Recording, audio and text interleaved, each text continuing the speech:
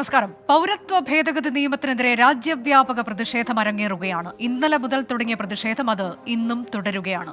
അല്പസമയം മുൻപ് ഡൽഹി സർവകലാശാലയിൽ വലിയ പ്രതിഷേധം അരങ്ങേറി. കേരളത്തിൽ പലതരത്തിലുള്ള പ്രതിഷേധങ്ങൾ, ട്രെയിൻ തടയലടക്കം നടക്കുന്നുണ്ട്. കേരളം ഇതിനകം നിയമ നടപടിയിലേക്ക് കടക്കുന്നതിനെക്കുറിച്ച് ആലോചിക്കുന്നു.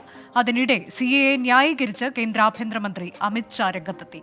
ഇന്ന് സംഭവിച്ച ഏറ്റവും പ്രധാനപ്പെട്ട വാർത്തയായി ഇത് മാറുന്നു. മറ്റൊന്ന്, ഇലക്ട്രൽ ബോണ്ടുമായി ബന്ധപ്പെട്ട് വിവരങ്ങൾ സമർപ്പിക്കാൻ സുപ്രീം കോടതി SBIക്ക് നൽകിയ സമയപരിധി അവസാനിക്കാൻ ഇനി അല്പസമയം മാത്രമാണ് ബാക്കി. കൂടുതൽ സമയം നൽകാനാകില്ല എന്ന കോടതി ഉത്തരവിനെ തുടർന്ന് SBIയുടെ നീക്കം എന്ത് എന്നത് ഏറെ നിർണായകമാകും. ഹരിയാനയിലാകട്ടെ അപ്രതീക്ഷിത രാഷ്ട്രീയ നീക്കങ്ങൾ ഇന്ന് സംഭവിച്ച പ്രധാനപ്പെട്ട വാർത്തയാകുന്നു. മനോഹർലാൽ ഖട്ടർ രാജിവെച്ചു. അല്പസമയത്തിനകം ഹരിയാനയുടെ പുതിയ മുഖ്യമന്ത്രിയായി നായബ് സിംഗ് സൈനി സത്യപ്രതിജ്ഞ ചെയ്യും. ഇന്ന് സംഭവിച്ചത് തുടങ്ങുന്നു. സ്വാഗതം.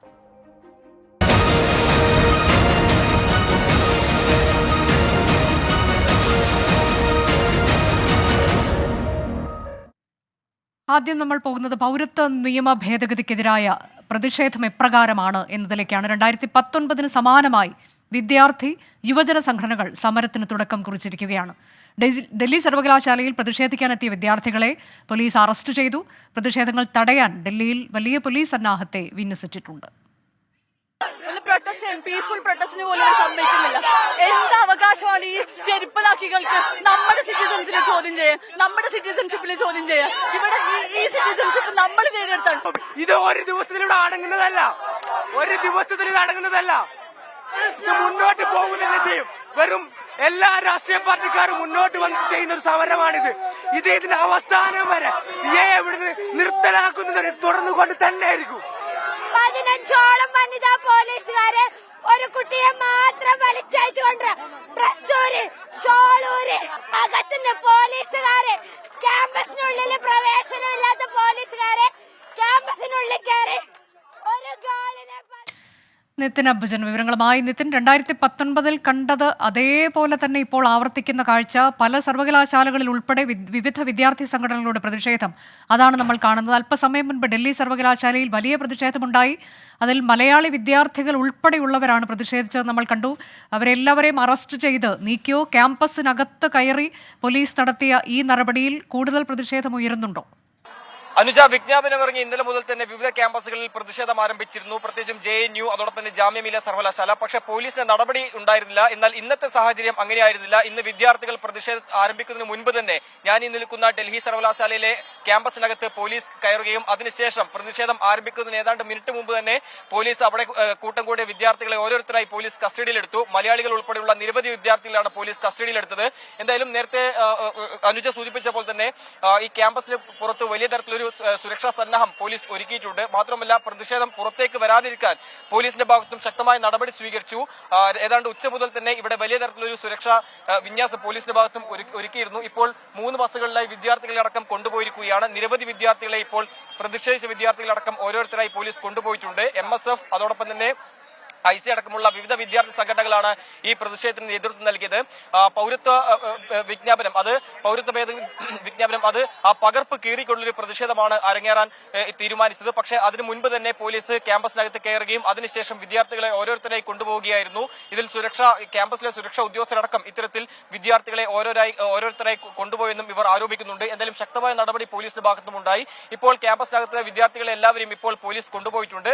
അകത്ത് കയറിയ പോലീസും ഇപ്പോൾ പുറത്തേക്ക് വന്നിരിക്കുകയാണ്. എന്തായാലും ശക്തമായ പ്രതിഷേധം ഇപ്പോൾ ക്യാമ്പസിനകത്ത് രൂപപ്പെടും എന്ന് തന്നെയാണ് വിദ്യാർത്ഥികൾ അറിയിച്ചിരിക്കുന്നത്. കാരണം പ്രതിഷേധത്തിന് മുൻപ് തന്നെ പോലീസ് ക്യാമ്പസിനകത്ത് കയറിയുള്ള ഈ നടപടിക്കെതിരെ ഇപ്പോൾ പ്രതിഷേധം ഉയരുന്നുണ്ട്. MSF അടക്കമുള്ള വിവിധ വിദ്യാർത്ഥി സംഘടനകൾ ഇവിടെ അല്പസം മുമ്പ് തന്നെ കുത്തിയിരുന്ന് പ്രതിഷേധിക്കുകയായിരുന്നു. എന്തായാലും വിദ്യാർത്ഥികൾ ഓരോരുത്തരായി പോലീസ് കൊണ്ടുപോയി. ഇപ്പോൾ ക്യാമ്പസിന് പുറത്തെ ഈ ഫാക്കൽറ്റി ഓഫ് ആർട്സ് എന്ന ഈ ഡിപ്പാർട്ട്മെന്റിന് പുറത്ത് ഇപ്പോൾ പോലീസ് ബാരിക്കേഡ് സ്ഥാപിച്ച് വിദ്യാർത്ഥികളെ ഓരോരുത്തരായി പരിശോധിച്ച ശേഷം മാത്രമേ അകത്തേക്ക് കടത്തിവിടുന്നുള്ളൂ. അതോടൊപ്പം തന്നെ ഉള്ളിൽ ഇപ്പോഴും പോലീസ് നിലയുറപ്പിച്ചിട്ടുണ്ട്. അവരെ ഓരോരുത്തരായി പുറത്തേക്ക് കൊണ്ടുവരാനുള്ള നടപടികൾ തുടരുകയാണ്. എന്തായാലും ശക്തമായ പ്രതിഷേധം രൂപപ്പെടുകയാണ്. 2019 സമാനമായ പ്രതിഷേധമാണ് ഇപ്പോൾ ഡൽഹിയിലെ ക്യാമ്പസുകളിൽ രൂപപ്പെടുന്നത്. ഇന്നലെ രാത്രിയും സമാനമായ പ്രതിഷേധം ഉണ്ടായിരുന്നു. പക്ഷേ ഇന്ന് ഉച്ചയോടുകൂടിയാണ് ശക്തമായ ഒരു പ്രതിഷേധമായി വിവിധ വിദ്യാർത്ഥി സംഘടനകൾ ആഹ്വാനം ചെയ്തത്. അതിന് മുന്നോടിയായി തന്നെയാണ് പോലീസിന്റെ ഈ നടപടി എന്നതും ശ്രദ്ധേയമാണ്. ഏറ്റവും പ്രധാനപ്പെട്ട കാര്യം, ക്യാമ്പസിനകത്ത് പോലീസ് കയറിക്കൊണ്ട് വിദ്യാർത്ഥികളെ ഓരോരുത്തരായി കൊണ്ടുപോകുന്ന ഒരു സാഹചര്യമാണ് ഉണ്ടായത്. ഈ പ്രതിഷേധത്തിൽ പങ്കെടുക്കാനെത്തിയ മലയാളി വിദ്യാർത്ഥികളടക്കം ഈ പ്രതിഷേധം തുടങ്ങുന്ന ഏതാനും മണിക്കൂറുകൾ മുമ്പ് തന്നെ പോലീസ് കസ്റ്റഡിയിലെടുത്തിരുന്നു. എന്തായാലും 4 ബസ്സുകളിലെ ഇപ്പോൾ വിദ്യാർത്ഥികളടക്കം പോലീസ് കൊണ്ടുപോയിട്ടുണ്ട്. ഇപ്പോഴും ക്യാമ്പസിന് പുറത്ത് വലിയ സുരക്ഷാ ക്രമീകരണങ്ങൾ ഒരുക്കിയിരിക്കുകയാണ്. ഇനിയും പ്രതിഷേധങ്ങൾ രൂപപ്പെടാനുള്ള സാധ്യതയുണ്ട്. കാരണം വിദ്യാർത്ഥികളടക്കം വലിയ പ്രതിഷേധത്തിലാണ്. ആ ഒരു സാഹചര്യത്തിൽ ശക്തമായ ഒരു സുരക്ഷാ വിന്യാസം ഇപ്പോഴും ക്യാമ്പസിന് പുറത്ത് പോലീസ് ഒരുക്കിയിരിക്കുകയാണ്. അനുജ, ശരി, CAA-ക്കെതിരെയുള്ള പ്രതിഷേധം അത് രാജ്യവ്യാപക പ്രതിഷേധമാണ് ഇപ്പോൾ നടക്കുന്നത്. ക്യാമ്പസുകളിൽ ഉൾപ്പെടെ വലിയ പ്രതിഷേധം. വിവിധ വിദ്യാർത്ഥി സംഘടനാ പ്രതിനിധികളുടെ നേതൃത്വത്തിൽ അതിൽ മലയാളി വിദ്യാർത്ഥികൾ ഉൾപ്പെടെ പ്രതിഷേധിക്കുന്നുണ്ട്. ഡൽഹി സർവകലാശാലയിലാണ് അല്പസമയം മുൻപ് വലിയ പ്രതിഷേധം അരങ്ങേറിയത്. വിദ്യാർത്ഥികളെ പോലീസ് അറസ്റ്റ് ചെയ്ത് നീക്കി. എന്നാൽ ക്യാമ്പസിനകത്ത് കയറി പോലീസ് നടത്തിയ ഈ നടപടിയിൽ അതിലും കൂടുതൽ പ്രതിഷേധം ഇപ്പോൾ ഉയരുന്നുണ്ട് എന്നുള്ളതാണ്. പ്രതിഷേധങ്ങൾ വരും മണിക്കൂറുകളിലും തുടരുമെന്ന സൂചനയാണ് നിതിൻ അംബുജൻ നൽകിയത്. പൗരത്വ നിയമ ഭേദഗതിക്കെതിരെ തിരുവനന്തപുരത്ത് യൂത്ത് കോൺഗ്രസ് പ്രതിഷേധം. രാജ്ഭവന് മുന്നിൽ യൂത്ത് കോൺഗ്രസ് പ്രവർത്തകർ പ്രധാനമന്ത്രിയുടെ കോലം കത്തിച്ചു. ബാരിക്കേഡ് മറികടക്കാൻ ശ്രമിച്ച പ്രവർത്തകർക്ക് നേരെ പോലീസ് ജലപീരങ്കി പ്രയോഗിച്ചു. AV ജയശങ്കർ വിവരങ്ങളുമായി. ജയശങ്കർ, തിരുവനന്തപുരത്ത് രാജ്ഭവന് മുന്നിൽ നടന്ന പ്രതിഷേധം അത് ഏത് തരത്തിലായിരുന്നു? അതായത് രാജ്ഭവനിലേക്ക് 60ഓളം വരുന്ന യൂത്ത് കോൺഗ്രസ് പ്രവർത്തകരാണ് പ്രതിഷേധ മാർച്ചുമായി എത്തിയത്. ഇവർ രാജ്ഭവന് മുന്നിൽ നരേന്ദ്രമോദിയുടെ കോലം കത്തിച്ചു. വലിയ തോതിൽ CAA-ക്കെതിരെയുള്ള പ്രതിഷേധ മുദ്രാവാക്യങ്ങൾ മുഴക്കി. ഇതിനുശേഷം ഈ മാർച്ച് ഉദ്ഘാടനം ചെയ്തത് KPCC-യുടെ ഉപാധ്യക്ഷനായ VT ബൽറാമായിരുന്നു. അദ്ദേഹവും കേന്ദ്ര സർക്കാരിനെതിരെയും കേന്ദ്ര സർക്കാർ നടപ്പിലാക്കാൻ ഉദ്ദേശിക്കുന്ന ഈ നിയമത്തിനെതിരെയും വലിയ തോതിലുള്ള വിമർശനമാണ് ഉന്നയിച്ചത്. അതിനുശേഷമായിരുന്നു പ്രവർത്തകർ ബാരിക്കേഡ് മറിച്ച് ഇടാനുള്ള ഒരു ശ്രമം നടത്തിയത്. പ്രവർത്തകർ ബാരിക്കേഡിന് മുകളിൽ കയറാൻ ശ്രമിച്ചു. ഇതിനെ പോലീസ് പ്രതിരോധിച്ചു. ചില പ്രവർത്തകർ കൊടിയും മറ്റും കെട്ടിക്കൊണ്ടുവന്ന കമ്പും മറ്റും പോലീസിന് നേരെ വലിച്ചെറിഞ്ഞു. ഇതോടെയാണ് പോലീസ് ജലപീരങ്കി പ്രയോഗിച്ചത്. 3 തവണ പോലീസ് ജലപീരങ്കി പ്രയോഗിച്ചു. ഇതിനുശേഷം പ്രവർത്തകർ റോഡിൽ കുത്തിയിരുന്ന CAA-ക്കെതിരെയുള്ള പ്രതിഷേധ മുദ്രാവാക്യങ്ങൾ മുഴക്കിയതിനു ശേഷം ഇവിടെ നിന്ന് നിലവിൽ പിരിഞ്ഞു പോയിട്ടുണ്ട്. എന്തായാലും വലിയൊരു പോലീസ് സന്നാഹത്തെയാണ് രാജ്ഭവന് മുന്നിൽ വിന്യസിച്ചിരുന്നത്. കഴിഞ്ഞ ദിവസം തന്നെ ഈ ഒരു വിജ്ഞാപനം പുറത്തിറങ്ങിയതിന് പിന്നാലെ നിരവധി സംഘടനകൾ രാജ്ഭവനിലേക്ക് പ്രതിഷേധ മാർച്ച് സംഘടിപ്പിച്ചിരുന്നു. നാളെ KPCC-യുടെ നേതൃത്വത്തിൽ ഉച്ചയ്ക്ക് രാജ്ഭവന് മുന്നിൽ പ്രതിഷേധം സംഘടിപ്പിക്കുന്നുണ്ട്. VD സതീശൻ ഉൾപ്പെടെയുള്ള K സുധാകരൻ ഉൾപ്പെടെയുള്ള നേതാക്കൾ ഈ ഒരു പ്രതിഷേധത്തിന്റെ ഭാഗമാകും. എന്തായാലും നിലവിൽ തിരുവനന്തപുരത്ത് യൂത്ത് കോൺഗ്രസ് സംഘടിപ്പിച്ച പ്രതിഷേധം അവസാനിച്ചിട്ടുണ്ട്. അനുജ, രാജ്ഭവന് മുന്നിലാണ് CAA-ക്കെതിരെ യൂത്ത് കോൺഗ്രസ് ഇന്ന് പ്രതിഷേധിച്ച് നാളെ KPCC-യുടെ പ്രതിഷേധമുണ്ടാകും. അതിനിടെ പൗരത്വ ഭേദഗതി നിയമം വിജ്ഞാപനം ചെയ്തതിന് പിന്നാലെ പൗരത്വത്തിന് അപേക്ഷിക്കാനുള്ള വെബ് പോർട്ടൽ കേന്ദ്രം പുറത്തിറക്കി. കേന്ദ്ര നീക്കത്തിനെതിരെ രാജ്യവ്യാപകമായ പ്രതിഷേധം ശക്തമാണ്. അസമിൽ പ്രതിഷേധക്കാർ വിജ്ഞാപനത്തിന്റെ പകർപ്പുകൾ കത്തിച്ചു. റിപ്പോർട്ടിലേക്ക്. പൗരത്വ നിയമം നടപ്പാക്കുന്നതിനുള്ള ചട്ടങ്ങൾ വിജ്ഞാപനം ചെയ്തതിന് പിന്നാലെയാണ് പൗരത്വത്തിന് അപേക്ഷിക്കാനുള്ള വെബ് പോർട്ടൽ ആഭ്യന്തര മന്ത്രാലയം തയ്യാറാക്കിയത്. ഇന്ത്യൻ സിറ്റിസൺഷിപ്പ് online.nic.in എന്ന വെബ്സൈറ്റിലൂടെ രേഖകളുടെ അടിസ്ഥാനത്തിൽ അപേക്ഷിക്കാം. 2014 ഡിസംബർ 31 മുൻപ് ഇന്ത്യയിൽ അഭയാർത്ഥികളായി എത്തിയ ഹിന്ദു, ക്രിസ്ത്യൻ, സിഖ്, ജൈന, ബുദ്ധ, പാഴ്സി മതക്കാർക്കാണ് പൗരത്വത്തിന് അപേക്ഷിക്കാനാവുക. അഫ്ഗാനിസ്ഥാൻ, ബംഗ്ലാദേശ്, പാകിസ്ഥാൻ സർക്കാരുകൾ നൽകുന്ന പാസ്പോർട്ടിന്റെ പകർപ്പ്, ID കാർഡിന്റെ പകർപ്പ്, ജനന സർട്ടിഫിക്കറ്റ്, സ്കൂൾ കോളേജ് സർട്ടിഫിക്കറ്റുകൾ തുടങ്ങിയ രേഖകളുടെ അടിസ്ഥാനത്തിലാണ് അപേക്ഷിക്കാനാവുക. പൗരത്വ നിയമ ഭേദഗതി വിജ്ഞാപനം കേന്ദ്രം പുറത്തിറക്കിയതിന് പിന്നാലെ വലിയ പ്രതിഷേധമാണ് രാജ്യത്തുടനീളം ആരംഭിച്ചത്. ഗുവാഹത്തിയിൽ ഓൾ അസം സ്റ്റുഡന്റ്സ് യൂണിയൻ പ്രവർത്തകർ CAA-യുടെ പകർപ്പ് കത്തിച്ച് പ്രതിഷേധിച്ചു. രാജ്യവ്യാപകമായി ക്യാമ്പസുകളിൽ പ്രതിഷേധം സംഘടിപ്പിക്കുമെന്ന് MSF-ഉം അറിയിച്ചിട്ടുണ്ട്. പ്രതിഷേധവുമായി മറ്റ് വിദ്യാർത്ഥി സംഘടനകളും രംഗത്തുണ്ട്. 24 ഡൽഹി. പൗരത്വ നിയമ ഭേദഗതിക്കെതിരെ വീണ്ടും സുപ്രീംകോടതിയെ സമീപിക്കാൻ ഒരുങ്ങി സംസ്ഥാന സർക്കാർ. നിലവിൽ കോടതിയിലുള്ള ഹർജി പരിഗണിക്കണമോ പുതിയ ഹർജി നൽകണമോ എന്ന കാര്യത്തിൽ സർക്കാർ നിയമവശങ്ങൾ പരിശോധിച്ചു തുടങ്ങി. നിയമോപദേശത്തിന്റെ അടിസ്ഥാനത്തിലായിരിക്കും അന്തിമ തീരുമാനം. മുസ്ലിം ലീഗും DYFI-യും സുപ്രീംകോടതിയെ സമീപിച്ചിട്ടുണ്ട്. സംസ്ഥാനത്തിന്റെ വിവിധ ഭാഗങ്ങളിൽ പ്രതിഷേധം തുടരുന്നു. ഈ വിഷയത്തിൽ വിവിധ രാഷ്ട്രീയ പാർട്ടി നേതാക്കൾ ഇന്ന് പ്രതികരിച്ചിട്ടുണ്ട്. ആദ്യം ആ പ്രതികരണങ്ങളിലേക്ക്. അത് പ്രായോഗികമായിട്ട് നടപ്പിലാക്കല്ലേ കൊണ്ടു നടപ്പിലാക്കുന്നില്ല. ഇവിടെ നടപ്പിലാക്കാതിരിക്കുന്ന നിലപാട് സ്വീകരിക്കും. എന്നിട്ട് നടപ്പിലാക്കുന്നതിന് വേണ്ടിയുള്ള സമ്മർദ്ദം എങ്ങനെ വരും നമുക്ക് നോക്കാം. അന്നേരം നോക്കാം. ജനങ്ങളാണ് ഇതിൻ്റെ എല്ലാം ഗ്യാരണ്ടി, അല്ലാണ്ട് ഏതെങ്കിലും ഒരു നിയമത്തിൻ്റെ അടിസ്ഥാനപ്പെടുത്തിയിട്ടുള്ള വിശദീകരണമല്ല. കേരളത്തിലെ ജനങ്ങളിൽ മഹാഭൂരിപക്ഷവും ഈ നിയമം നടപ്പിലാക്കുന്നതിനെതിരാണ്.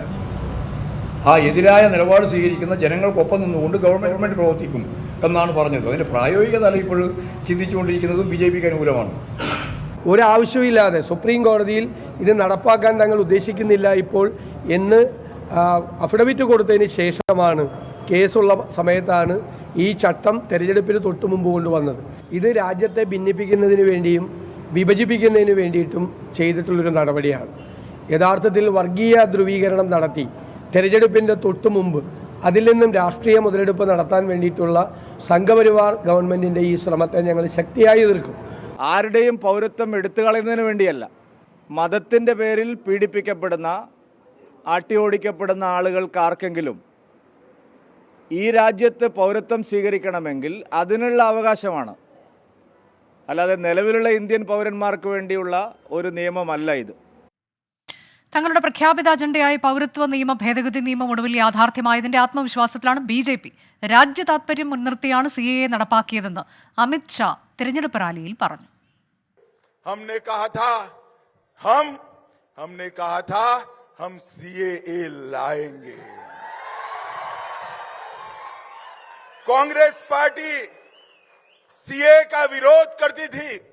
आजादी के वक्त से कांग्रेस पार्टी और हमारे संविधान निर्माताओं का वादा था कि बांग्लादेश, अफगानिस्तान और पाकिस्तान से जो शरणार्थी आएंगे, जो वहां की प्रताड़ना झेल कर आएंगे, उसको हम नागरिकता देंगे. VA ഗിരീഷ് വിശദാംശങ്ങളുമായി. ഗിരീഷ്, 2019 തന്നെ സംസ്ഥാന സർക്കാർ, ഒന്നാം പിണറായി സർക്കാർ സുപ്രീം കോടതിയെ സമീപിച്ചിട്ടുള്ളതാണ്. നിലവിൽ ആ പഴയ കേസ് മെൻഷൻ ചെയ്യുക എന്നതിനപ്പുറത്തേക്ക് ഒരു നടപടിയിലേക്ക് കടക്കാനുള്ള സാധ്യത എത്രത്തോളമുണ്ട്? അതിൽ നിയമോപദേശത്തിന് കാത്തിരിക്കുകയാണോ സർക്കാർ? അനുജ, പൗരത്വ നിയമ ഭേദഗതിയുമായി ബന്ധപ്പെട്ട സുപ്രീം കോടതിയെ തന്നെ സമീപിക്കാനുള്ള ആലോചനയിലാണ് സംസ്ഥാന സർക്കാർ ഉള്ളത്. ഇതിനായി നിയമ നടപടിക്കായുള്ള ആലോചന സംസ്ഥാന സർക്കാർ തുടങ്ങിക്കഴിഞ്ഞു. രാഷ്ട്രീയമായി പ്രതിരോധം പടുത്തുയർത്തുന്നതിനൊപ്പം തന്നെ നിയമപരമായും ഈ വിഷയത്തെ നേരിടുക എന്നുള്ളത് തന്നെയാണ് സംസ്ഥാന സർക്കാർ ഇപ്പോൾ ആലോചിക്കുന്നത്. കഴിഞ്ഞ ദിവസം മുഖ്യമന്ത്രി പിണറായി വിജയൻ ഇക്കാര്യത്തിൽ സംസ്ഥാനത്തിന് തീരുമാനം വ്യക്തമാക്കുകയും ചെയ്തിരുന്നു. പൗരത്വ നിയമ ഭേദഗതി സംസ്ഥാനത്ത് ഒരു കാരണവശാലും നടപ്പാക്കാൻ ഉദ്ദേശിക്കുന്നില്ല എന്ന് തന്നെയാണ് മുഖ്യമന്ത്രി സൂചിപ്പിച്ചത്. അതിന്റെ ഭാഗമായിട്ടുള്ള നിയമ പോരാട്ടത്തിലേക്ക് സംസ്ഥാന സർക്കാർ ഇപ്പോൾ കടക്കുന്നു എന്ന് വേണം മനസ്സിലാക്കാൻ. നേരത്തെ ഈ പൗരത്വ നിയമ ഭേദഗതിയുമായി ബന്ധപ്പെട്ട് സംസ്ഥാന സർക്കാർ സുപ്രീം കോടതിയിൽ ഒരു സ്യൂട്ട് ഫയൽ ചെയ്തിരുന്നു. ആദ്യമായിട്ടാണ് ഒരു സംസ്ഥാനം ഇത്തരത്തിലൊരു നിയമ ഭേദഗതിക്കെതിരെ അന്ന് സുപ്രീം കോടതിയെ സമീപിച്ചത്. ഈ വിഷയത്തിൽ വീണ്ടും സുപ്രീം കോടതിയെ സമീപിക്കുമ്പോൾ ഈ നിലവിലുള്ള സ്യൂട്ടിന്റെ കാര്യം പരാമർശിക്കണോ അതോ പുതിയ അപേക്ഷ നൽകണോ എന്നുള്ളതാണ് ഇപ്പോൾ സംസ്ഥാന സർക്കാർ ആലോചിക്കുന്നത്. ഇതിനായിട്ടാണ് ഇപ്പോൾ നിയമോപദേശം തേടിയിരിക്കുന്നത്. ഏതായാലും ഈ നിയമോപദേശം ലഭിച്ച ശേഷമായിരിക്കും ഇക്കാര്യത്തിലുള്ള അന്തിമ തീരുമാനം സംസ്ഥാന സർക്കാർ എടുക്കുക. ഈ നിയമം കൊണ്ടുവരുന്നത് വിവേചനപരവും അതോടൊപ്പം തന്നെ ഭരണഘടനാ വിരുദ്ധമാണ് എന്നുമാണ് സംസ്ഥാന സർക്കാരിന്റെ നിലപാട്. അതോടൊപ്പം തന്നെ ജനങ്ങളെ ഭിന്നിപ്പിക്കുന്നതാണ് നിയമം. സംസ്ഥാനത്തിന്റെ പൊതുസമാധാനവും ഒക്കെ ഇത് ഇല്ലാതാക്കും എന്നുള്ളതാണ് സംസ്ഥാന സർക്കാർ നൽകുന്ന ഒരു വിശദീകരണം. ഏതായാലും ഭരണഘടനയുടെ അനുച്ഛേദം 1341 അനുസരിച്ച് വീണ്ടും സുപ്രീം കോടതിയെ തന്നെ സമീപിക്കാനാണ് ഇപ്പോൾ സംസ്ഥാന സർക്കാർ തീരുമാനിച്ചിരിക്കുന്നത്. അനുജ, CAA വിജ്ഞാപനത്തിനെതിരെ സംസ്ഥാന സർക്കാർ നിയമ പോരാട്ടത്തിലേക്ക് കടക്കുന്നു. സുപ്രീം കോടതിയെ വീണ്ടും സമീപിക്കും. ലോക്സഭാ തെരഞ്ഞെടുപ്പിന് മുൻപ് പൗരത്വ നിയമ ഭേദഗതി പ്രധാന ചർച്ചാ വിഷയമായതോടെ മറ്റ് പാർട്ടികളുമായി യോജിച്ചുള്ള സമരം വേണ്ടെന്നാണ് മുസ്ലിം ലീഗിന്റെ നിലപാട്. ഇന്ന് ചേർന്ന നേതൃയോഗത്തിലാണ് ലീഗിന്റെ തീരുമാനം. വിജ്ഞാപനത്തിനെതിരെ നിയമ പോരാട്ടം തുടരുമെന്ന് ലീഗ് വ്യക്തമാക്കുന്നു. തീർച്ചയായും അതിലൊരു പാടില്ല, ഇല്ലീഗാലിറ്റി ഉണ്ട്, നിയമവിരുദ്ധത ഉണ്ട്. പിന്നെ സ്റ്റേറ്റ് ഗവൺമെൻറ്റിനൊന്നും കാര്യമായി ഒന്നും ചെയ്യാൻ പറ്റാത്ത രീതിയിലാണ് ഇതിൻ്റെ സമിതികളും മറ്റുമൊക്കെ ഉണ്ടാക്കിയിരിക്കുന്നത്. അപ്പം ദുരുദ്ദേശമാണ്. മതാടിസ്ഥാനത്തിൽ പൗരത്വം കൊടുക്കുന്നത് ശരിയല്ലല്ലോ. പൗരത്വം കൊടുക്കേണ്ടതിന് ഇന്ത്യൻ ഭരണഘടന ചില മാനദണ്ഡങ്ങൾ തീരുമാനിച്ചിട്ടുണ്ട്.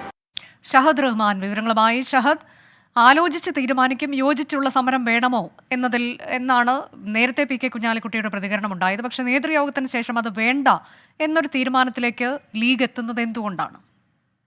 അതിന് കൃത്യമായ രാഷ്ട്രീയമുണ്ട് അനുജ. കാരണം നമുക്കറിയാം, ഇതിനു മുൻപ് ഈ വിഷയം വന്ന സമയത്ത് CPM വളരെ മുന്നിലായിരുന്നു. ഇതുമായി ബന്ധപ്പെട്ടുള്ള പ്രക്ഷോഭ പരിപാടികളൊക്കെ തന്നെ സംഘടിപ്പിക്കുന്ന ഘട്ടത്തിൽ ആ ഘട്ടത്തിൽ CPM വലിയ രീതിയിൽ ഇതിനെ കയ്യടി നേടുകയും ചെയ്തിട്ടുണ്ടായിരുന്നു. പലപ്പോഴും ലീഗിന്റെ MP-മാർക്കുൾപ്പെടെ പലപ്പോഴും പരോക്ഷമായാണെങ്കിൽ പോലും വലിയ രീതിയിലുള്ള വിമർശനങ്ങൾ ഇതുമായി ബന്ധപ്പെട്ട് ഉണ്ടായിട്ടുണ്ടായിരുന്നു. എങ്കിലും ലീഗ് ഒരു ഭാഗത്ത് സമരങ്ങളും പ്രക്ഷോഭ പരിപാടികളും ഒക്കെ സംഘടിപ്പിക്കുകയും ചെയ്തിട്ടുണ്ടായിരുന്നു. എന്നാൽ ഇപ്പോൾ തെരഞ്ഞെടുപ്പ് അടുത്തൊരു പശ്ചാത്തലത്തിൽ കേന്ദ്ര സർക്കാർ ഇത്തരമൊരു നീക്കം നടത്തുന്ന ഘട്ടത്തിൽ അത് ഏതെങ്കിലും ഒരു ഘട്ടത്തിൽ ഒരു യോജിച്ചുള്ള സമരവുമായി മുന്നോട്ട് പോവുകയാണെങ്കിൽ അത് ഒരുപക്ഷെ ഇടതുപക്ഷത്തിന് ഒരു മേൽക്കൈ നേടാൻ സഹായിക്കും എന്നൊരു വിലയിരുത്തലിന്റെ കൂടി പശ്ചാത്തലത്തിലാണ് മുസ്ലിം ലീഗ് ഇന്ന് ചേർന്ന നേതൃയോഗത്തിൽ അത്തരത്തിൽ യോജിച്ചൊരു സമരം വേണ്ട എന്നൊരു നിലപാട് സ്വീകരിച്ചിരിക്കുന്നത്. അനുജ സൂചിപ്പിച്ചതുപോലെ തന്നെ ആദ്യഘട്ടത്തിൽ ഇന്ന് പി കെ കുഞ്ഞാലിക്കുട്ടി മാധ്യമങ്ങളോട് പ്രതികരിച്ചപ്പോൾ അത് സംബന്ധിച്ചുള്ള തീരുമാനങ്ങളൊക്കെ യോഗശേഷം കൈക്കൊള്ളും എന്നുള്ളതായിരുന്നു അദ്ദേഹം പറഞ്ഞിട്ടുണ്ടായിരുന്നത്. എന്നാൽ യോഗം കഴിഞ്ഞതിന് ശേഷം മാധ്യമങ്ങളെ പി കെ കുഞ്ഞാലിക്കുട്ടിയും ഒപ്പം തന്നെ സാദിഖ് അലി തങ്ങളും ഒക്കെ കണ്ട ഘട്ടത്തിൽ പറഞ്ഞത് അങ്ങനെ യോജിച്ചൊരു സമരത്തിന്റെ സാഹചര്യം നിലവിലില്ല, ഓരോരുത്തരും അവരവരുടെ നിലക്ക് സമരങ്ങൾ നടത്തുന്നുണ്ട്, ആ രീതിയിൽ തന്നെ മുന്നോട്ട് പോകട്ടെ, ഉദ്ദേശശുദ്ധി നല്ലതായാൽ മാത്രം മതി, മറിച്ച് ഈ കാര്യം അത് ഒരു ജാതിയുടെയോ അല്ലെങ്കിൽ ഒരു മതത്തിന്റെയോ ഒരു വിഭാഗത്തിന്റെയോ ആൾക്കാരുടേതല്ല, മറിച്ച് ഇന്ത്യയിലുള്ള മുഴുവൻ ജനങ്ങളെയും ബാധിക്കുന്ന വിഷയമാണ്. അതുകൊണ്ട് തന്നെ ഈ വിഷയത്തിൽ അവരവർ ഒറ്റയ്ക്ക് സമരം ചെയ്യുന്നുണ്ടെങ്കിൽ ഒറ്റയ്ക്ക് സമരം ചെയ്യട്ടെ. മുസ്ലിം ലീഗ് എന്തായാലും ഈ വിഷയവുമായി ബന്ധപ്പെട്ട നിയമ പോരാട്ടത്തിലേക്ക് കടക്കുകയാണ് എന്നൊരു കാര്യമാണ് പറഞ്ഞിട്ടുള്ളത്. നേരത്തെ നമുക്കറിയാം പൗരത്വ ഭേദഗതി ബില്ല് ഇത്തരത്തിൽ പാസ്സാക്കാൻ ശ്രമിച്ച ഘട്ടത്തിൽ മുസ്ലിം ലീഗ് സുപ്രീം കോടതിയെ സമീപിച്ചിട്ടുണ്ടായിരുന്നു. ആ കേസ് ഇപ്പോഴും കോടതിയിൽ നിൽക്കുകയാണ്. അതിന് പിന്നാലെയാണ് ഇപ്പോൾ ഈ വിജ്ഞാപനം പുറത്തിറക്കിയ പശ്ചാത്തലത്തിൽ ലീഗ് വീണ്ടും സുപ്രീം കോടതിയെ സമീപിച്ചിരിക്കുന്നത്.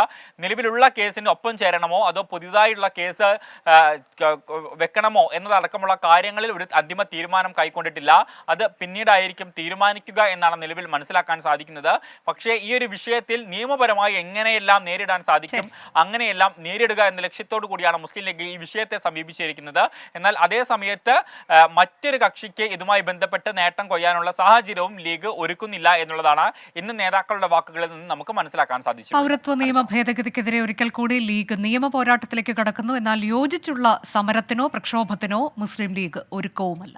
തിരികെ ഇന്ന് സംഭവിച്ചതിലേക്ക്. തെരഞ്ഞെടുപ്പ് ബോണ്ട് വിവരങ്ങൾ നൽകാൻ SBIക്ക് സുപ്രീം കോടതി അനുവദിച്ച സമയപരിധി അല്പസമയത്തിനകം അവസാനിക്കും. ഇന്നത്തെ പ്രവൃത്തി സമയം പൂർത്തിയാകും മുൻപ് വിവരങ്ങൾ നൽകാനാണ് കോടതി നൽകിയിരിക്കുന്ന നിർദ്ദേശം. വെള്ളിയാഴ്ച വൈകിട്ട് 5 മണിക്കുള്ളിൽ ഇത് വെബ്സൈറ്റിൽ പ്രസിദ്ധീകരിക്കണമെന്ന് തെരഞ്ഞെടുപ്പ് കമ്മീഷനോടും നിർദ്ദേശിച്ചിട്ടുണ്ട്. R രാധാകൃഷ്ണൻ വിശദാംശങ്ങളുമായി. ആർക്ക് ഇന്ന് 5:30 മുൻപ് SBIയോട് വിവരങ്ങൾ സമർപ്പിക്കാനാണ് കോടതി പറഞ്ഞിട്ടുള്ളത്.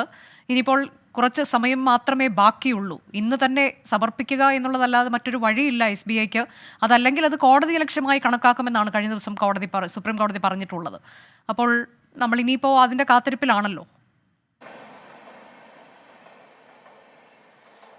ഈ രേഖകൾ തങ്ങളുടെ പക്കലുണ്ട് എന്നവർ പറഞ്ഞിരുന്നു. പക്ഷേ ഈ രേഖകളുമായി ബന്ധപ്പെട്ടിട്ടുള്ള വിവരങ്ങളിൽ ചില വിശകലനങ്ങൾ വേണമെന്നും ആ വിശകലനത്തിന്റെ അടിസ്ഥാനത്തിൽ വേണം രേഖകൾ സംയോജിപ്പിക്കേണ്ടത് എന്നുമാണ് SBI നിലപാട് സ്വീകരിച്ചത്. അതുകൊണ്ട് തന്നെ ഈ വിശകലനമില്ലാത്ത രേഖ SBI കൈമാറും എന്നുള്ളതാണ് നമുക്ക് അറിയാനായിട്ട് സാധിച്ചിരിക്കുന്നത്. അല്പസമയത്തിനുള്ളിൽ തന്നെ ഇതുമായി ബന്ധപ്പെട്ടുള്ള നടപടിക്രമങ്ങൾ പൂർത്തിയാക്കും. സുപ്രീം കോടതി തന്നെ വ്യക്തമാക്കിയിട്ടുള്ളത് രേഖകൾ പ്രകാരം ഈ രേഖകളെല്ലാം മുംബൈയിലെ SBIയുടെ ആസ്ഥാനത്ത് ഉണ്ട്. അത് വളരെ ലളിതമായിട്ട് കൈമാറാവുന്നതേ ഉള്ളൂ. ഏതെങ്കിലും വിധത്തിലുള്ള ഒരു സാങ്കേതിക പ്രശ്നം നിലവിൽ ഇല്ല. കറണ്ട് അക്കൗണ്ടുകൾ വഴിയാണ് രാഷ്ട്രീയ പാർട്ടികൾ പണം കൈപ്പറ്റിയത്. അതുകൊണ്ട് അക്കാര്യങ്ങളെക്കുറിച്ച് അറിയാനും മാസങ്ങൾ വേണ്ട ഒരു അവസ്ഥയിലേക്കില്ല. അതുകൊണ്ട് തന്നെ ഇക്കാര്യങ്ങളിൽ വ്യക്തത ഏറ്റവും വേഗത്തിൽ തന്നെ സാധ്യമാകുമെന്നാണ് സുപ്രീം കോടതി പറഞ്ഞിരിക്കുന്നത്. ഇത് യാഥാർത്ഥ്യമാക്കാൻ SBIയെ സംബന്ധിച്ച് ഇപ്പോഴത്തെ അവസ്ഥയിൽ സാധിക്കുന്നതുമാണ്. SBI അവരുടെ കോർ ബാങ്കിംഗ് സിസ്റ്റത്തിൽ റിവേഴ്സ് ബാങ്കിംഗ് പരിശോധന ഇല്ല എന്ന് വ്യക്തമാക്കിക്കൊണ്ടാണ് ചില ന്യായങ്ങളൊക്കെ ഉന്നയിച്ചത്. പക്ഷേ അതെല്ലാം സുപ്രീം കോടതി തള്ളിക്കളയുകയും ചെയ്തിരുന്നു. അതുകൊണ്ട് ഇനി നിവർത്തിയില്ലാത്ത ഒരു സാഹചര്യമാണ് SBIയെ സംബന്ധിച്ച് ഉള്ളത്. SBIക്ക് തീർച്ചയായിട്ടും അടുത്ത മണിക്കൂറുകളിൽ ഇതുമായി ബന്ധപ്പെട്ടിട്ടുള്ള വിവരങ്ങൾ തെരഞ്ഞെടുപ്പ് കമ്മീഷന് കൈമാറേണ്ടി വരും. ഇതിൽ ആർക്കെ സംയോജിപ്പിച്ചുള്ള വിവരങ്ങൾ നൽകേണ്ടതില്ല, കയ്യിലുള്ള വിവരങ്ങൾ അതേപടി നൽകൂ എന്നാണല്ലോ ഇന്നലെ കോടതി പറഞ്ഞത്. അതുകൊണ്ട് തന്നെ ഓരോ രാഷ്ട്രീയ പാർട്ടിക്കും ബോണ്ട് നൽകിയത് ആര് എന്നതിന്റെ കൃത്യമായ വിവരങ്ങൾ ഈ ഘട്ടത്തിൽ പുറത്തു വരാനിടയില്ല അല്ലേ? തീർച്ചയായിട്ടുമാണ് അനുജ പറഞ്ഞ ആ നിരീക്ഷണത്തിനാണ് ഏറ്റവും പ്രാധാന്യമുള്ളത്. ഇനി ഒരുപക്ഷെ വന്നാൽ തന്നെ അത് അപൂർണമായിരിക്കും. കൃത്യമായിട്ട് എല്ലാവരുടെയും തുകകൾ പേര് തിരിച്ച് മാറ്റാനും അല്ലെങ്കിൽ ആ വിധത്തിൽ വിശകലനത്തിന് വിധേയമാക്കുന്ന വിധത്തിലേക്ക് കാര്യങ്ങൾ എത്താത്തതും കൊണ്ട് അങ്ങനെ ഒരു അവസ്ഥയിലേക്കായിരിക്കും കാര്യങ്ങൾ എത്തുന്നത്. ഏതൊക്കെ ആളുകളാണ് ഓരോ പ്രത്യേക പാർട്ടിക്കും പണം നൽകിയത്, അതെത്രയാണ് എന്നതുമായി ബന്ധപ്പെട്ടിട്ടുള്ള വിഷയങ്ങളിൽ പൂർണ്ണമായിട്ടുള്ള ഒരു വിവരം വരാനായിട്ട് ഇപ്പോഴത്തെ സാഹചര്യത്തിൽ ഇടയില്ല. ഇലക്ട്രൽ ബോണ്ടുമായി ബന്ധപ്പെട്ട വിവരങ്ങൾ അല്പസമയത്തിനകം SBIക്ക് കൈമാറണം. ഇന്നത്തെ പ്രവൃത്തി സമയം അവസാനിക്കുന്നതിന് മുൻപ്, അതായത് 5:30 മുൻപ് ഈ വിവരങ്ങൾ നൽകണമെന്നുള്ളതാണ് കോടതിയുടെ നിർദ്ദേശം. അതനുസരിച്ച് SBI ആ വിവരങ്ങൾ സമർപ്പിക്കുമെന്നതാണ് നമ്മൾ കരുതുന്നത്. ഇനിയിപ്പോൾ വരുന്ന ഒരു വളരെ പ്രധാനപ്പെട്ട വാർത്തയിലേക്കാണ്. പാലക്കാട് മെഡിക്കൽ കോളേജ് ഉദ്ഘാടന വേദിയിലേക്ക് പ്രതിഷേധവുമായി കോവിഡ് ബ്രിഗേഡ് അംഗങ്ങൾ. ജോലി സ്ഥിരപ്പെടുത്തണമെന്നാണ് ആവശ്യം. മന്ത്രിമാരായ കെ രാധാകൃഷ്ണൻ, കെ കൃഷ്ണൻകുട്ടി എന്നിവർ വേദിയിൽ ഇരിക്കവെയാണ് PPE കിറ്റിട്ട് പ്രതിഷേധക്കാർ എത്തിയത്. നിഖിൽ പ്രമേശ് വിശദാംശങ്ങളുമായി. നിഖിൽ, കോവിഡ് കാലത്തൊക്കെ കഷ്ടപ്പെട്ട് ജോലി ചെയ്ത ആളുകളാണ്. അന്ന് സ്ഥിരപ്പെടുത്താമെന്ന് വാഗ്ദാനമുണ്ടായിരുന്നു. പക്ഷേ ഇത്ര കാലം കഴിഞ്ഞിട്ടും അത് നടപ്പായിട്ടില്ല എന്നതിലുള്ള പ്രതിഷേധമാണോ ഇവർ PPE കിറ്റ് ഇട്ടൊക്കെയുള്ള പ്രതിഷേധത്തിലേക്ക് എത്താനുള്ള കാരണമായത്? അല്പസമയത്തിനകം മുഖ്യമന്ത്രി ഓൺലൈനായി ഉദ്ഘാടനം ചെയ്യാനിരിക്കെ നടത്തിയ ഈ പ്രതിഷേധം അത് എത്രത്തോളം പ്രധാനപ്പെട്ടതായി മാറി? അനുജ, അല്പസമയം മുൻപ് ഈ പാലക്കാട് മെഡിക്കൽ കോളേജിന്റെ IP ഉദ്ഘാടനം ചെയ്യുന്നതിന് തൊട്ടു മുൻപായി മുഖ്യമന്ത്രി പിണറായി വിജയൻ ഓൺലൈനായി ഉദ്ഘാടനം ചെയ്യുന്നതിന് തൊട്ടു മുൻപായാണ് ഈ വേദിയിലേക്ക് പ്രതിഷേധവുമായി കോവിഡ് ബ്രിഗേഡ് അംഗങ്ങൾ എത്തിച്ചേർന്നത്. അവരെ നമുക്കിവിടെ കാണാൻ കഴിയും.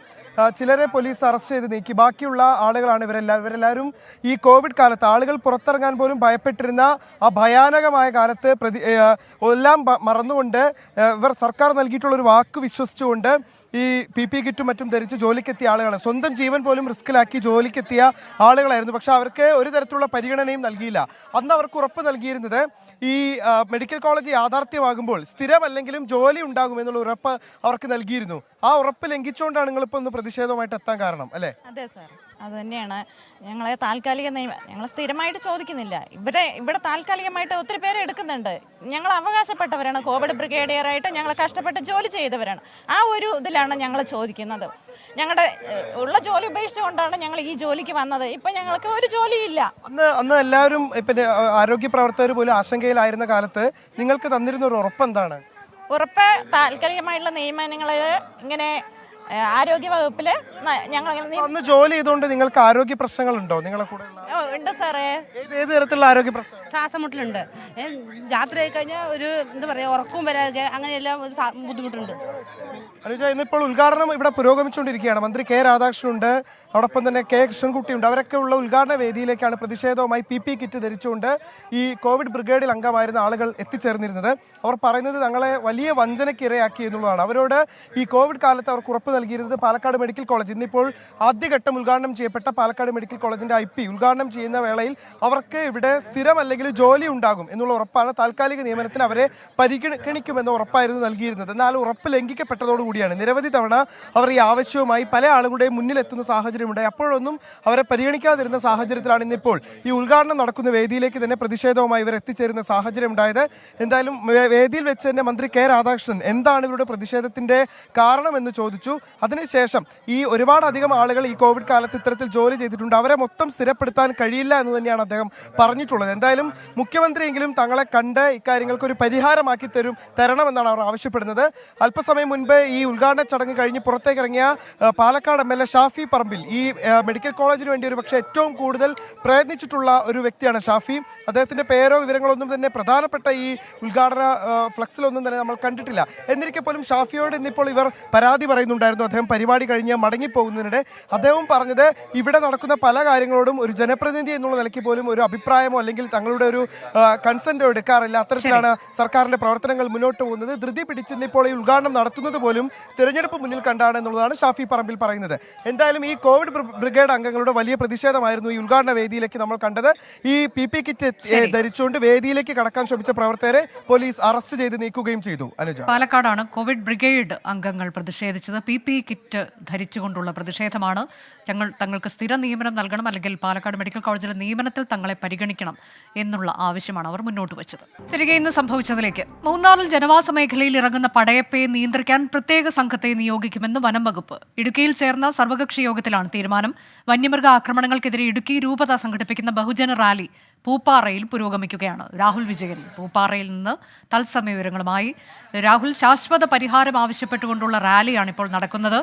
അത് ആരൊക്കെയാണ് ഈ റാലിയെ നയിക്കുന്നത്? മറ്റൊന്ന്, പടയപ്പയുടെ കാര്യത്തിൽ ഇതിനോടകം തന്നെ ചില തീരുമാനങ്ങൾ സർവകക്ഷി യോഗത്തിൽ ഉണ്ടായിട്ടുണ്ടല്ലോ.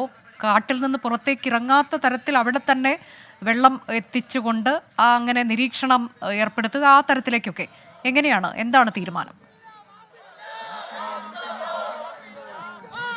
അനുജ, ഇന്നത്തെ സർവകക്ഷി യോഗത്തിൽ പലതരത്തിലുള്ള വഴികൾ ഈ സർവകക്ഷി യോഗം ചർച്ച ചെയ്തു. അതൊക്കെ പ്രാവർത്തികമാകും എന്നുള്ളൊരു പ്രതീക്ഷ അതിൽ പങ്കെടുത്തവർക്കുമുണ്ട്.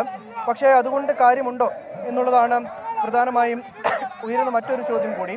എന്തായാലും വന്യജീവി ആക്രമണങ്ങൾ തുടർക്കഥയാകുന്ന പശ്ചാത്തലത്തിൽ, അതായത് കഴിഞ്ഞ 2 മാസത്തിനിടെ 5 പേർ കാട്ടാന ആക്രമണത്തിൽ കൊല്ലപ്പെടുന്ന ഒരു പശ്ചാത്തലമുണ്ടായ സാഹചര്യത്തിൽ വലിയ തരത്തിലുള്ള പ്രതിഷേധം നാട്ടുകാരുടെ ഭാഗത്തു നിന്നുണ്ടായിട്ടുണ്ട്. ഇടുക്കി രൂപതയും കൃത്യമായ നിലപാട് അറിയിക്കുകയും ചെയ്തതാണ്. അതിന് പിന്നാലെയാണ് ഇങ്ങനെ കർഷകരെ കൂട്ടിക്കൊണ്ടുള്ള ഒരു ബഹുജന റാലി ഈ പൂപ്പാറയിൽ നടത്താൻ വേണ്ടി തീരുമാനിക്കുകയും ചെയ്തിട്ടുള്ളത്. ഇടുക്കി ബിഷപ്പ് മാർ ജോൺ നെല്ലിക്കുന്നേലിന്റെ നേതൃത്വത്തിലാണ് ഈ ബഹുജന റാലി നടക്കുന്നത് എന്നുള്ളതും വളരെ പ്രധാനപ്പെട്ട ഒരു കാര്യമാണ്. ഇടുക്കിയിലെ ഈ വന്യജീവി ആക്രമണം ഇങ്ങനെ രൂക്ഷമാക്കുകയാണ്. അതിനിടയിലാണ് ഇടുക്കി രൂപത കൃത്യമായി നിലപാട് സ്വീകരിക്കുകയും ചെയ്തത്. ഇങ്ങനെ ബഹുജന റാലി സംഘടിപ്പിക്കാൻ ഉണ്ടായ സാഹചര്യം, ഇപ്രകാരമുള്ള ഒരു ബഹുജന റാലി സംഘടിപ്പിക്കാനുള്ള സാഹചര്യം നമുക്കെല്ലാവർക്കും അറിയാവുന്നതുപോലെ ഈ മലയോര മേഖലയിൽ, കേരളത്തിൻ്റെ മലയോര മേഖലയിൽ വളരെ വർദ്ധിച്ചു വരുന്ന വന്യജീവി ആക്രമണമാണ്. ഈ വയനാട്ടിലും അതുപോലെ തന്നെ ഇടുക്കിയിലും കോതമംഗലത്തുമെല്ലാം ഈ കഴിഞ്ഞ 2 മാസത്തിനുള്ളിൽ നിരവധി ജീവനുകൾ പൊലിഞ്ഞിരിക്കുകയാണ്. അതുപോലെ തന്നെ ഇവിടുത്തെ അധിവസിക്കുന്ന എല്ലാ ജനങ്ങളും, കർഷകർ മാത്രമല്ല ഈ തോട്ടം തൊഴിലാളികളെല്ലാം വളരെ ഭയത്തിലാണ്. ഇവരുടെ ഭയത്തോട് ഐക്യദാർഢ്യം പ്രഖ്യാപിച്ചുകൊണ്ടും ഞങ്ങളുടെ പ്രതിഷേധവും ഞങ്ങളുടെ ദുഃഖവും ഞങ്ങളുടെ വേദനയും ഞങ്ങളുടെ ഭയവും കേരളത്തിലെ പൊതുസമൂഹത്തിന് മുന്നിലും അധികാരി വർഗത്തിന് മുന്നിലും എത്തിക്കാൻ വേണ്ടിയാണ് ഞങ്ങൾ ഇപ്പോഴൊരു പ്രതിഷേധം നടത്തുന്നത്. വനം വകുപ്പിന്റെ ഈ ഒരു നടപടികൾ അല്ലെങ്കിൽ കൃത്യമായി ഇനി പാലിക്കപ്പെടുമെന്ന് തോന്നുന്നുണ്ട്. ഇന്ന് സർവകക്ഷി യോഗമൊക്കെ ഉണ്ടായിരുന്നു. യഥാർത്ഥത്തിൽ മുൻ അനുഭവങ്ങൾ വെച്ച് നോക്കുമ്പോൾ ഞങ്ങൾക്ക് ഈ സർവകക്ഷി യോഗത്തിൽ വലിയ പ്രത്യാശയില്ല. പക്ഷേ ഈ അടിയന്തര സാഹചര്യം പരിഗണിച്ച് ജനരോഷം കണക്കിലെടുത്ത് സർവകക്ഷി യോഗത്തിലെടുത്ത തീരുമാനങ്ങൾ ഇച്ഛാശക്തിയോടുകൂടി വിട്ടുവീഴ്ചയില്ലാതെ നടപ്പിലാക്കുവാനായിട്ടുള്ള ഇച്ഛാശക്തി സർക്കാർ കാണിക്കണം.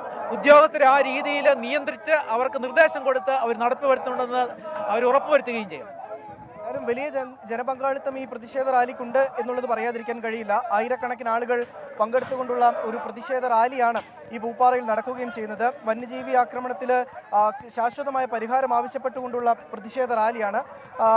ബിഷപ്പ് പറഞ്ഞ പോലെ തന്നെ നേരത്തെയും സമാനമായ രീതിയിലുള്ള ചർച്ചകളും അതുപോലെ സർവകക്ഷി യോഗങ്ങളൊക്കെ നടന്നിട്ടുള്ളതാണ്.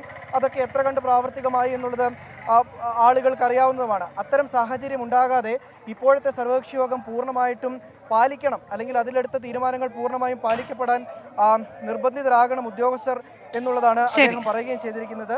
എന്തായാലും വന്യജീവി ആക്രമണം അത് വലിയ രീതിയിലേക്ക്, വന്യജീവി ആക്രമണത്തിൽ ശാശ്വത പരിഹാരം വേണം എന്ന് ആവശ്യപ്പെട്ടുകൊണ്ടാണ് ഇടുക്കി രൂപതയുടെ നേതൃത്വത്തിൽ ഇപ്പോൾ ബഹുജന റാലി പുരോഗമിക്കുന്നത്. കോഴിക്കോട് പേരാമ്പ്രയിൽ യുവതിയെ ദുരൂഹ സാഹചര്യത്തിൽ മരിച്ച നിലയിൽ കണ്ടെത്തി. വാളൂർ സ്വദേശിനിയായ അനുവാണ് മരിച്ചത്. നൊച്ചാട് പ്രാഥമികാരോഗ്യ കേന്ദ്രത്തിന് സമീപമുള്ള തോട്ടിൽ നിന്നാണ് മൃതദേഹം കണ്ടെത്തിയത്. യുവതിയെ കാണാനില്ലെന്ന് കാട്ടി കുടുംബം പേരാമ്പ്ര പോലീസിൽ പരാതി നൽകിയിരുന്നു. രാഹുൽ സുരേഷ് വിവരങ്ങളുമായി. രാഹുൽ, ഇതിൽ എന്ത് ദുരൂഹതയാണ് പോലീസ് സംശയിക്കുന്നത്? അനുജ, പേരാമ്പ്ര വാളൂർ സ്വദേശിയായ അനുവിനെ കാണാനില്ലെന്ന് കാണിച്ച് കുടുംബം ഇന്നലെ പോലീസിൽ പരാതി നൽകിയിരുന്നു. ഈ യുവതി രാവിലെ 9 മണിയോടുകൂടിയാണ് വീട് വിട്ട് പുറത്തേക്ക് പോകുന്നത്. വൈകിട്ടായിട്ടും തിരിച്ചെത്താതെ വന്നതോടെയാണ് പോലീസിൽ പരാതി നൽകുന്നത്. പോലീസ് അന്വേഷണം നടക്കുന്നതിനിടെയാണ് ഇന്ന് രാവിലെ 10 മണിയോടുകൂടി നൊച്ചാട് പ്രാഥമിക ആരോഗ്യ കേന്ദ്രത്തിന് സമീപമുള്ള തോട്ടിൽ നിന്നും മൃതദേഹം കണ്ടെത്തിയിട്ടുള്ളത്. കമന്നു കിടക്കുന്ന നിലയിലാണ് മൃതദേഹം കണ്ടെത്തിയിട്ടുള്ളത്.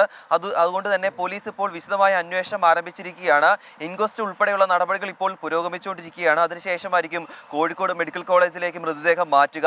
ഇതിൽ അസ്വാഭാവികമായി പറയുന്നത്, ഒന്ന്, ഈ വെള്ളത്തിൽ മുങ്ങി മരിക്കാനുള്ള സാധ്യത ഒട്ടും തന്നെ ഇല്ല എന്ന് നാട്ടുകാർ ഉൾപ്പെടെ പറയുന്നു. അതോടൊപ്പം തന്നെ തിരിച്ചറിയൽ രേഖകൾ ഉൾപ്പെടെ ഈ മൃതദേഹം കണ്ടെത്തിയതിന് 30 മീറ്റർ അകലെ നിന്നാണ് കണ്ടെത്തിയിട്ടുള്ളത്. അതാണ് ഇപ്പോൾ അസ്വാഭാവികത കുടുംബം ആരോപിക്കുന്നത്. എന്താണെങ്കിലും അന്വേഷണം പുരോഗമിക്കുകയാണ്. അതിനുശേഷമായിരിക്കും ഒരു വ്യക്തത ഇക്കാര്യത്തിൽ വരികയുള്ളൂ. കോഴിക്കോട് പേരാമ്പ്രയിലാണ് യുവതിയെ ദുരൂഹ സാഹചര്യത്തിൽ മരിച്ച നിലയിൽ കണ്ടെത്തിയത്. വീണ്ടും ഇന്ന് സംഭവിച്ചതിലേക്ക് ഇനി മാർക്കറ്റ് വ്യൂവുമായി Christina Cherian. DBFS market view സമർപ്പിക്കുന്നത് DBFS wealth management and non banking finance.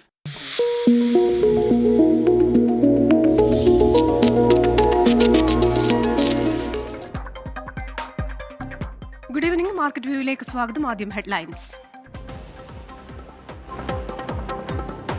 ഓഹരി വിപണികൾ നേരിയ നേട്ടത്തോടെ വ്യാപാരം അവസാനിപ്പിച്ചു. സെൻസെക്സ് 165 പോയിന്റ് ഉയർന്നു. നിഫ്റ്റി വ്യാപാരം അവസാനിപ്പിച്ചത് 22,336-ൽ. വരാനിരിക്കുന്ന അമേരിക്കൻ വിലക്കയറ്റ സൂചികകൾ ഉറ്റുനോക്കി നിക്ഷേപകർ. നേട്ടമുണ്ടാക്കി HDFC bank, TCS, Maruti Suzuki ഓഹരികൾ. യാത്രാവാഹന വിൽപ്പനയിൽ റെക്കോർഡ് വർധന. ഫെബ്രുവരിയിൽ വിറ്റഴിച്ചത് 3,70,000 യൂണിറ്റ് വാഹനങ്ങൾ. രേഖപ്പെടുത്തിയത് പോയ വർഷത്തെ അപേക്ഷിച്ച് 10.8% വർധന. മൂന്നാം പാത GDP വർധന വാഹന വിൽപ്പനയെ സഹായിച്ചെന്ന് വാഹന നിർമ്മാതാക്കളുടെ സംഘടന സിയാം. റെക്കോർഡ് തിരുത്തി ക്രിപ്റ്റോ കറൻസികൾ. പുത്തനുയരമായ $72,850 മറികടന്നു. ഈ വർഷം ബിറ്റ്കോയിൻ മൂല്യത്തിലുണ്ടായ വർധന 70%. ബിറ്റ്കോയിന്റെ വിപണി മൂല്യം $1.42 ലക്ഷം കോടി ഉയർന്നു. മൂല്യവർധനയുടെ വേഗം കൂട്ടിയത് ബിറ്റ്കോയിനുകൾക്ക് US securities and exchange commission അംഗീകാരം നൽകിയത്. വോട്ടെടുപ്പുമായി ബന്ധപ്പെട്ട ചോദ്യങ്ങളുടെ പ്രതികരണങ്ങൾ നിയന്ത്രിക്കാൻ Google AI chat bot Gemini. തെരഞ്ഞെടുപ്പ് പോലെയുള്ള പ്രധാന വിഷയത്തിൽ കൃത്യമായ ജാഗ്രത പാലിക്കുന്നുണ്ടെന്ന് ഗൂഗിൾ ബ്ലോഗ് പോസ്റ്റ്. നിർദ്ദിഷ്ട സ്ഥാനാർത്ഥികൾ, രാഷ്ട്രീയ പാർട്ടികൾ, തെരഞ്ഞെടുപ്പ് ഫലങ്ങൾ, ഓഫീസ് ഹോൾഡേഴ്സ് എന്നിവരുമായി ബന്ധപ്പെട്ട ചോദ്യങ്ങൾക്ക് ജെമിനി പ്രതികരണം നൽകില്ല. സെർച്ച് എഞ്ചിൻ ഉൽപ്പന്നങ്ങൾ ഉപയോഗിക്കുന്നതിലേക്ക് ഉപയോക്താക്കളെ നയിക്കുമെന്നും ഗൂഗിൾ. തീരുമാനം പുതിയ AI ഉൽപ്പന്നങ്ങൾ വിന്യസിക്കുന്നതിന് മുൻപ് സർക്കാർ അനുമതി തേടണമെന്ന നിർദ്ദേശത്തെ തുടർന്നു. സാമ്പത്തിക പ്രതിസന്ധിക്കിടയിലും പ്രതിരോധ ബജറ്റ് വളർച്ച നിലനിർത്തി ചൈന. 2024 അനുവദിച്ചത് 7.2% അധിക തുക. തീരുമാനം 14ാമത് നാഷണൽ പീപ്പിൾസ് കോൺഗ്രസ്.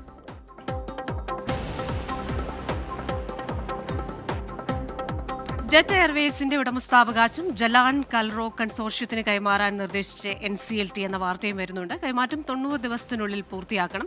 ഈ വാർത്ത വന്നതിനെ തുടർന്ന് ജെറ്റ് എയർവേസിന്റെ ഓഹരി വിലയിൽ ഒരു വർധനയുണ്ടായിട്ടുണ്ട്. ഇന്നിനി ഓഹരി വിപണികളിലേക്ക് പോയാൽ ഒരു ചാഞ്ചാട്ടത്തിനൊടുവിൽ നേരിയ വർധനയാണ് ദേശീയ ഓഹരി വിപണി അഥവാ നിഫ്റ്റിയിൽ രേഖപ്പെടുത്തിയിരിക്കുന്നത്. വെറും 3 പോയിന്റ് മാത്രം ഉയർന്ന് 22,336 എന്ന നിലയിലാണ് ഇന്നത്തെ ക്ലോസിംഗ്. അതേപോലെ തന്നെ ബാങ്ക്, ഫൈനാൻഷ്യൽ സെക്ടർ ഓഹരികൾ നോക്കിയാൽ ബാങ്ക് ഓഹരികൾ താഴേക്കാണ് കാണിക്കുന്നത്, ഇടിവാണ് കാണിക്കുന്നത്. ഇനി ബോംബെ ഓഹരി സൂചികയിലേക്ക് വന്നു കഴിഞ്ഞാൽ 165 പോയിന്റ് ഉയർന്ന് 73,667 ഇന്നത്തെ ക്ലോസിംഗ്. ഡോളറിനെതിരെ രൂപ എന്നും ഇടിവാണ് രേഖപ്പെടുത്തിയത്. നേരിയ ഇടിവാണെങ്കിലും കഴിഞ്ഞ വാരമുണ്ടായ ആ മുന്നേറ്റമൊക്കെ അവസാനിച്ച നിലയിലായിരുന്നു ഇന്നത്തെ ഒരു ഡോളർ റുപ്പി വിനിമയ നിരക്ക്. നമുക്കൊരു അതിഥിയുണ്ട്, Shri Prince George MD DBFS. Good evening Shri Prince George. എന്തായാലും ഇന്ന് ഒരു ചെറിയ ചാഞ്ചാട്ടം, അതേപോലെ തന്നെ ഓഹരി വിപണിയുമായി ബന്ധപ്പെട്ട ഒരു കറക്ഷൻ കഴിഞ്ഞു. എന്നാലും സൂക്ഷിച്ച് വിപണിയിലേക്ക് പണം ഇറക്കണം എന്ന JP മോർഗൻ അടക്കമുള്ളവർ മുന്നറിയിപ്പ് നൽകുന്നുണ്ടല്ലോ. ഇനിയിപ്പോൾ ഫെഡറൽ റിസർവിൻ്റെ പണപ്പെരുപ്പ നിരക്ക് വരുന്നുണ്ട്, നമ്മുടെ വിലക്കയറ്റ നിരക്ക് വരുന്നുണ്ട്. ഇതൊക്കെ എങ്ങനെ നാളത്തെ വിപണിയെ ബാധിക്കും?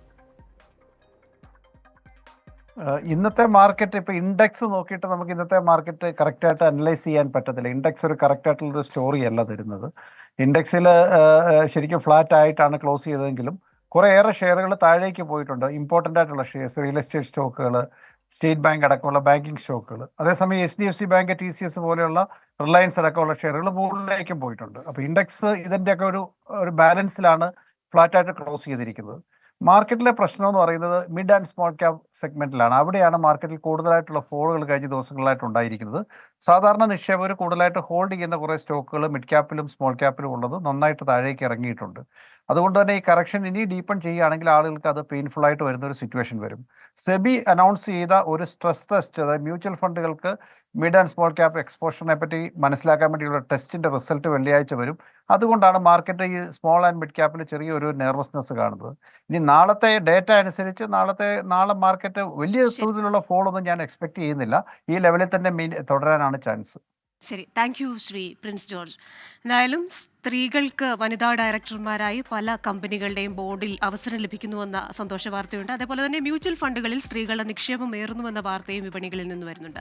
മാർക്കറ്റ് വ്യൂ പൂർണ്ണമാവുകയാണ്. ഇനി ഇന്ന് സംഭവിച്ചത് തുടരും. നമസ്കാരം.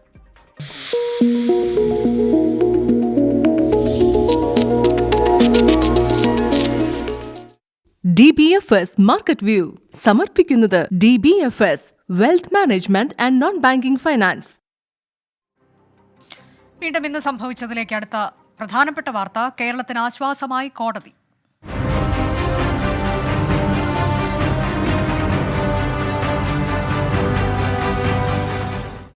സാമ്പത്തിക പ്രതിസന്ധിയിൽ കേരളത്തിന് പ്രത്യേക പരിഗണന നൽകാൻ സുപ്രീം കോടതിയുടെ നിർദ്ദേശം. ഒറ്റത്തവണ പാക്കേജ് അനുവദിച്ചുകൂടെയെന്ന് കേന്ദ്രത്തോട് സുപ്രീം കോടതി ചോദിച്ചു. കേരളത്തിന് എത്ര തുക അടിയന്തരമായി നൽകാൻ കഴിയുമെന്ന് നാളെ അറിയിക്കാൻ കേന്ദ്രത്തോട് ആവശ്യപ്പെട്ടു. പ്രഖ്യാപിച്ച 13,600 കോടി രൂപ സഹായത്തിൽ 8,000 കോടി രൂപ ഇതുവരെ സംസ്ഥാനത്തിന് നൽകിയതായി കേന്ദ്രം അറിയിച്ചു. 32,432 കോടി രൂപയാണ് ഈ സാമ്പത്തിക വർഷം കേരളത്തിന് കടമെടുക്കാൻ കഴിയുക എന്ന് കേന്ദ്രം സുപ്രീം കോടതിയിൽ അറിയിച്ചു. ഇതിൽ നിന്ന് വ്യത്യസ്തമായി 34,230 കോടി രൂപ ഇതിനകം കടമെടുത്തു കഴിഞ്ഞു. ഏതാണ്ട് പൂർണ്ണമായ തുകയ്ക്കപ്പുറം കൈപ്പറ്റിയ ശേഷമാണ് സുപ്രീം കോടതിയിൽ കേരളം ഹർജി സമർപ്പിച്ചത്. ഊർജ്ജ മേഖലയിലെ പരിഷ്കാരങ്ങൾക്കായുള്ള വായ്പ ഒഴിവാക്കിയുള്ളതാണ് സംസ്ഥാനത്തിന്റെ കണക്ക്. ഇതുകൂടി കൂട്ടിയാൽ കേരളത്തിന്റെ വായ്പാ പരിധി ഈ വർഷം 48,049 കോടിയാകുമെന്നും കേന്ദ്രം വ്യക്തമാക്കി. കടമെടുപ്പ് പരിധി പ്രകാരമുള്ള 11,731 കോടി രൂപയ്ക്ക് പുറമെ 2,000-ഓളം കോടി രൂപയടക്കം 13,608 കോടി രൂപയാണ് ഉടൻ സംസ്ഥാനത്തിന് ഇനി നൽകാൻ സാധിക്കുക. കേന്ദ്രത്തിന്റെ വാദങ്ങളെ ശക്തമായി സംസ്ഥാനം ഖണ്ഡിച്ചു. നിയമാനുസൃതം കേരളത്തിന് 11,731 കോടി ഈ ഘട്ടത്തിൽ വായ്പയെടുക്കാം. എന്നാൽ 24,000 കോടി രൂപ വായ്പയെടുക്കാൻ അടിയന്തരമായി അനുവദിക്കണമെന്നാണ് സംസ്ഥാനത്തിന്റെ ആവശ്യം. കേരളത്തിന് അടുത്ത 10 ദിവസത്തിനുള്ളിൽ എന്ത് സഹായം ചെയ്യാൻ കഴിയുമെന്ന് കോടതി കേന്ദ്ര സർക്കാരിനോട് ചോദിച്ചു. കേരളത്തിന് എത്ര തുക നൽകാൻ കഴിയുമെന്നതിൽ വ്യക്തത വേണം. ഇതേക്കുറിച്ച് ആലോചിച്ച് നാളെ അറിയിക്കാൻ കോടതി ആവശ്യപ്പെട്ടു. ഒറ്റത്തവണ ആശ്വാസ പദ്ധതി സംസ്ഥാനത്തിനായി പരിഗണിച്ചുകൂടെ എന്നും കേന്ദ്രത്തോട് സുപ്രീം കോടതി ചോദിച്ചു. സംസ്ഥാനത്തിന്റെ കടമെടുപ്പ് പരിധി ഉയർത്താനുള്ള തടസ്സമെന്താണ് എന്നും സുപ്രീം കോടതി ആരാഞ്ഞു. ആർ രാധാകൃഷ്ണൻ, 24, ഡൽഹി. വീണ്ടും ഇന്ന് സംഭവിച്ചതിലേക്ക്. ഹരിയാനയിൽ BJPയുടെ നിർണായക രാഷ്ട്രീയ നീക്കം. മുഖ്യമന്ത്രിയായ നായബ് സിംഗ് സൈനി സത്യപ്രതിജ്ഞ ചെയ്യും. അല്പസമയത്തിനകം സത്യപ്രതിജ്ഞയുണ്ടാകും. നിലവിൽ BJP സംസ്ഥാന അധ്യക്ഷനും കുരുക്ഷേത്രയിൽ നിന്നുള്ള ലോക്സഭാ MPയുമാണ് സൈനി. മനോഹർലാൽ ഖട്ടറിന്റെ നേതൃത്വത്തിലുള്ള സർക്കാർ രാജിവെച്ചിരുന്നു. JJP സഖ്യം ഉപേക്ഷിച്ച് ഒറ്റയ്ക്ക് സർക്കാർ രൂപീകരിക്കാനാണ് നീക്കം. 5 JJP MLAമാർ BJPക്കൊപ്പമെന്നാണ് റിപ്പോർട്ട്. ആർ അച്യുതൻ വിവരങ്ങളുമായി. അച്യുതൻ, OBC നേതാവ്, അമിത്ഷായുടെ വിശ്വസ്തൻ, ആ തരത്തിലേക്കൊക്കെയാണ് ഇപ്പോൾ സീറ്റ് ധാരണയിൽ ഉണ്ടാകുന്ന ചില പ്രശ്നങ്ങളുടെ അടിസ്ഥാനത്തിലാണ് വളരെ പെട്ടെന്ന് ചില മാറ്റങ്ങൾ ഹരിയാനയിൽ ഉണ്ടാകുന്നത്. MP ആയിരുന്നയാൾ മുഖ്യമന്ത്രിയാകുന്നു. മുഖ്യമന്ത്രിയായിരുന്നയാൾ ഇനി ലോക്സഭയിലേക്ക് മത്സരിക്കാൻ പോകുന്നു. എന്താണ് ഹരിയാനയിലെ മാറ്റം? അനുജ, ഇന്ന് ഉച്ചയോടുകൂടിയാണ് മനോഹർലാൽ ഖട്ടർ മുഖ്യമന്ത്രി സ്ഥാനം രാജിവെച്ചത്. ഗവർണർക്ക് രാജിക്കത്ത് കൈമാറുകയായിരുന്നു. തുടർന്നാണ് പാർട്ടിയുടെ നിയമസഭാ കക്ഷിയോഗം വിളിച്ചു ചേർത്തുകൊണ്ട് ഇത്തരത്തിൽ ഏകകണ്ഠമായിട്ട് നയാബ് സിംഗ് സൈനിയെ തെരഞ്ഞെടുക്കുന്നത്. ഇദ്ദേഹം നിലവിൽ BJPയുടെ സംസ്ഥാന അധ്യക്ഷനും കുരുക്ഷേത്രത്തിൽ നിന്നുള്ള MP കൂടിയാണ്. എന്തായാലും ഇന്ന് വൈകിട്ടോടുകൂടി തന്നെ ഒരു സത്യപ്രതിജ്ഞ ഉണ്ടായേക്കുമെന്നുള്ള വിവരങ്ങളാണ് ലഭിക്കുന്നത്. നിലവിൽ കേന്ദ്രമന്ത്രി അർജുൻ മുണ്ടയും അതുപോലെ തന്നെ ജനറൽ സെക്രട്ടറി ആയിട്ടുള്ള തരുൺ ചുങ്കും ബിപ്ലബ് ദേവ് കുമാറും ചണ്ഡീഗഡിൽ തുടരുന്നുണ്ട്. ഈ JJPയും അതുപോലെ തന്നെ BJPയും തമ്മിലുള്ള സഖ്യം സംബന്ധിച്ചുള്ള തർക്കങ്ങൾ രൂക്ഷമായി നിൽക്കുന്ന സാഹചര്യത്തിൽ കൂടിയാണ് ഇപ്പോൾ നേതൃമാറ്റം ഉണ്ടായിരിക്കുന്നത്. ലഭിക്കുന്ന സൂചനകൾ അനുസരിച്ച് മനോഹർലാൽ ഖട്ടർ കർണാലിൽ നിന്ന് ലോക്സഭയിലേക്ക് മത്സരിച്ചേക്കുമെന്നുള്ള സൂചനകൾ കൂടി ലഭിക്കുന്നുണ്ട്. എന്തായാലും നിർണായകമായ രാഷ്ട്രീയ നീക്കങ്ങളാണ് ഹരിയാന കേന്ദ്രീകരിച്ച ഉണ്ടായിരിക്കുന്നത്. ഹരിയാനയിൽ നായബ് സിംഗ് സൈനിയുടെ സത്യപ്രതിജ്ഞ അല്പസമയത്തിനകം. ഇടിമണ്ണിക്കൽ ഗോൾഡ് ആൻഡ് ഡയമണ്ട്സിന്റെ കേരളത്തിലെ ഏറ്റവും വലിയ light weight bridal jewellery showroom സെറ കോട്ടയത്ത് തുറന്നു. നടൻ ജയസൂര്യ ഉദ്ഘാടനം ചെയ്തു. 400 മില്ലിഗ്രാം മുതൽ 4 പവൻ വരെയുള്ള ലൈറ്റ് ആഭരണങ്ങളാണ് ഷോറൂമിൽ ഉള്ളത്. ഡയമണ്ട് ആഭരണങ്ങൾക്കായി പ്രത്യേക വിഭാഗവും തുറന്നു. ഉദ്ഘാടനത്തോടനുബന്ധിച്ച് അടുത്ത 50 ദിവസത്തേക്ക് ഡയമണ്ട് സ്വർണ്ണാഭരണങ്ങൾക്ക് പ്രത്യേക കിഴിവ് ഏർപ്പെടുത്തിയിട്ടുണ്ട്.